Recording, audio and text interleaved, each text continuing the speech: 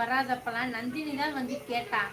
நான் அதைத்தான் சொன்னேன், அப்படி பேசக்கூடாதா, அவள் கேட்பா, எல்லாம் செய்வா, இருந்தாலும் நீங்கள் அப்படி பேசக்கூடாதுன்னு தாண்டா நான் சொல்லிக்கிட்டு இருந்தேன். இருவரும் மன்னித்து சமாதானமாக சொல்லுங்கள்.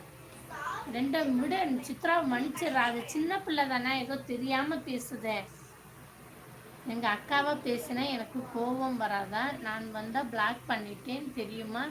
யாருக்கு தெரியுமா இல்லையோ, பெரிய அக்கா உனக்கு தெரியுமில்ல? எனக்கு தான் தெரியும், நான் தான் சொல்லிட்டு தாண்டா இருந்தேன்.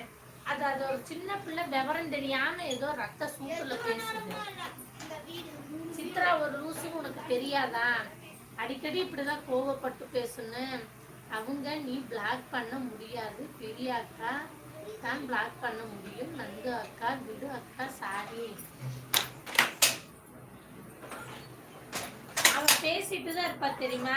எங்க அக்காவை எவடா பேசுற தைரியம் இருந்தா வந்து எங்ககிட்ட பேசுறான்னு பேசுவா தெரியுமா? நான் தான் பேசாதன்னு சொல்லிட்டே இருக்கேன். சித்ரா அதெல்லாம் கேட்டுட்டு தான் இருக்கணும். நான் அதைத்தான் சொல்றேன்.